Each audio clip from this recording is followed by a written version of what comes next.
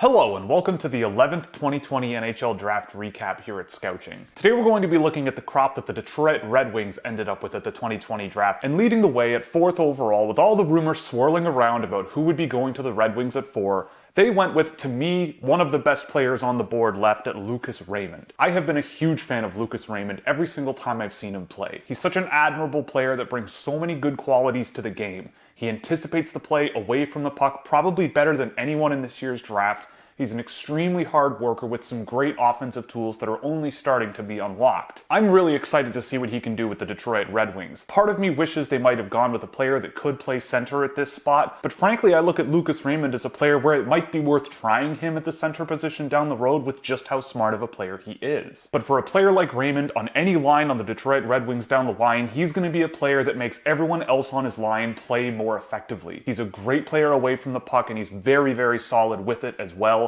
He's able to free up pucks from opponents, he's able to turn play around, and just shows great two-way impacts on the game, which is absolutely something that I'm looking for. At 32, the Detroit Red Wings went with another Swede, going with defenseman William Valinder. Now, I am also a very, very big fan of William Valinder. He is a big gamble, but to me he is worth it. He's an exceptional skater considering his size and how light he is on his frame. He's a great puck mover, he's a great puck rusher, and this year when I've seen him play in the Allsvenskan, he seems to be shoring up the lack of awareness defensively that he seemed to have last season. On breakouts, he's waiting out opposing forecheckers, maneuvering the puck into open ice and moving pucks up the ice with plenty of control much more often than he was last year, at least away from the puck carrying area of the game that he already excels in. He pushes deep into the offensive zone, he's aggressive, he's fun to watch. I think there's a lot of potential with Valinder. He might take some time to fully reach his potential, but considering how young he is in this year's draft, and considering that he's already playing against men and likely will for the foreseeable future, I'm a really big fan of this pick. It's a big swing, but I like it. At 51st overall, the Detroit Red Wings to me went a little bit off the board, but I know there are a lot of people out there who really like this player in Teddy Niederbach,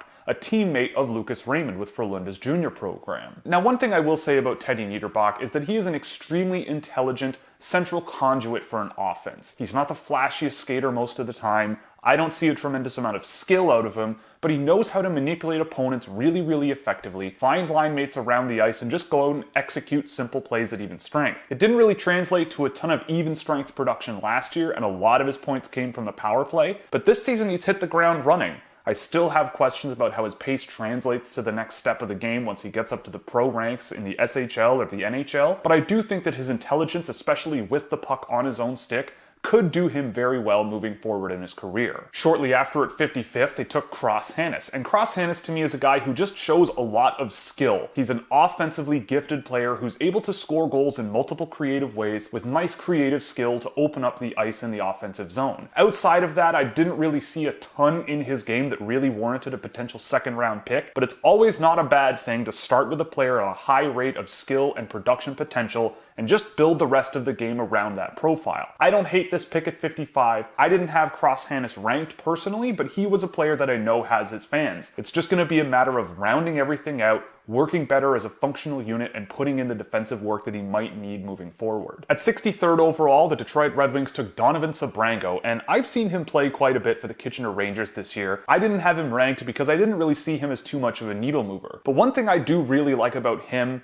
and what I seem to like a lot about how the Detroit Red Wings draft defensemen, is they really put a lot of value on skating, and I think Donovan Cebrango's skating is good enough to get him at least in the realm of possibility of being an NHL player one day. I found that his game was a little more defensive leaning, and at both ends of the ice he was fine, but I really think that Detroit is betting on mobility here. He's a big, strong defenseman. I think he's got potential, but this is a player that I just didn't have ranked as highly as they took him. Shortly after, at 70th overall, they drafted another defenseman, an Emil Vero. Now, Emil Vero is a little bit of a different flavor of defenseman than what the Red Wings have drafted in recent times. I think they still are valuing mobility here. I think Emil Vero is a very good skater that leans more in the defensive direction of the game, but the big thing with him that left him off of my board at the end of the year was his decision-making with the puck was really, really questionable. He showed really good mobility, so I guess you're hoping that he can learn the offensive part of the game with the puck on his stick, but I just felt that there was a long way to go here. There was a lot of other defensemen playing at the same level that pushed a lot of transitions offensively with a lot more control than Vero did. I know that's not the end of the story considering he's just been drafted, but there were other defensemen on the board that I thought the Red Wings would aim for,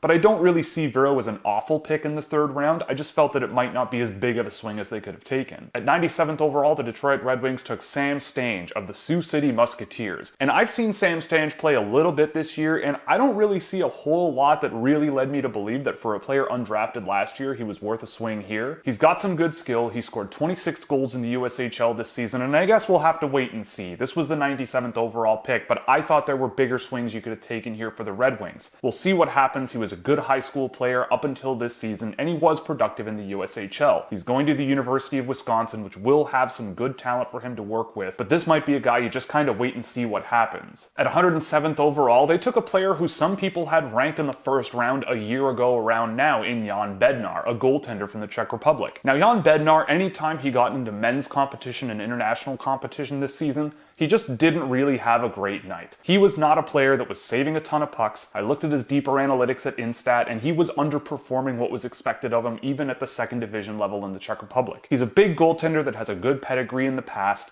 so maybe he can regain the form that he had before he was draft eligible, but this is a player where you're just going to have to wait and see. I've seen Bednar play a little bit, and I see a goaltender who does seem to struggle when the pace of play gets ratcheted up in these higher level competitions, but he's a goaltender, so we'll have to wait. He is multiple years away, and if you buy low on a player that was ranked very highly a year prior, I don't really see a big problem with that, especially if you're taking a flyer on a goalie. At 132nd, they took Alex Cotton. Now, Alex Cotton to a lot of people has become a meme. I was asked about him in live streams probably once every 3 weeks. And frankly, every time I saw him play, I didn't see anything more than a hyper-aggressive offensive defenseman who was given a lot of situations in which he can produce points. Outside of that, I didn't really see much that gave me a ton of promise. I felt that he was aggressive to the point of being a liability. He was really heavily favored to be put in offensive situations. He's got some decent skill, but I don't think the skating goes along with it very well to at least be projectable. And I think for a player that was undrafted last year,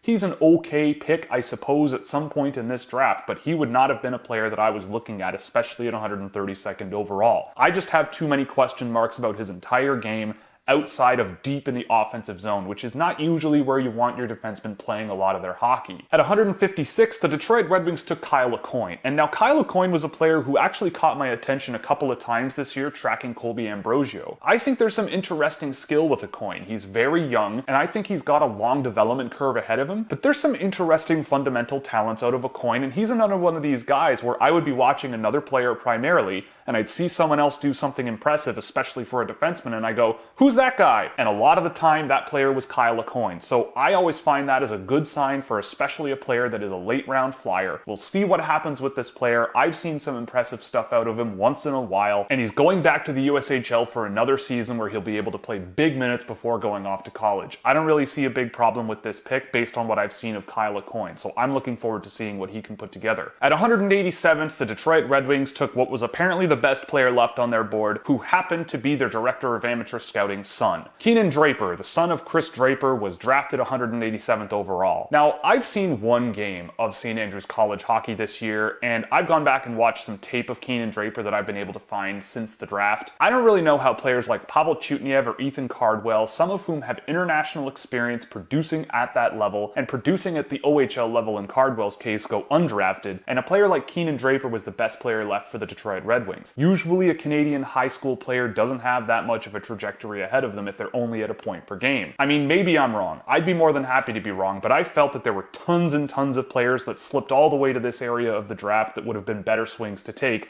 outside of the son of your own director of amateur scouting. But again, it's 187th overall, you can only complain so much. I just felt there were better players on the board, and it was pretty apparent that that was probably the case. Speaking of better players on the board though, at 203rd, I think the Detroit Red Wings made one of the more interesting and curious picks of the 7th round in Chase Bradley. Now, shout out to a person in my Discord server named Timu, who who actually turned me on to Chase Bradley a little bit during the season and asked for some data on him. And what I found was actually really interesting. He barely played for the Omaha Lancers this year, but when he did, he was a solid transition player offensively for them. His defensive work rate and overall skating rate just wasn't really where it could have been for an NHL draft pick, but away from the puck in the offensive zone, he gets to dangerous areas, he's got some decent skill, and the quality of his shot and the quality of his release was actually really impressive. He drove some good results that I noticed, and this was a player that I didn't have ranked, but that was mostly because he just didn't really play enough for me to rank him. I'm really curious to see what he does in his career, and I think the Detroit Red Wings did their homework on this, and I think they could have an interesting project. So for the Detroit Red Wings, I'm giving them a 1D. I'm more on the optimistic side with their draft class as a whole. I'm a huge Lucas Raymond fan. I'm a huge William Valinder fan. I know there's lots of people who really like Teddy Niederbach, and I do like him, but maybe not as much as others. And betting on skill in guys like Cross Hannes, and betting on limited viewings such as a guy like Chase Bradley is never really a bad thing to me. I think those two players have interesting offensive potential and could be curious projects to track over the next few years. Around the middle of their draft, guys like Cebrango and Vero and Bednar and Coyne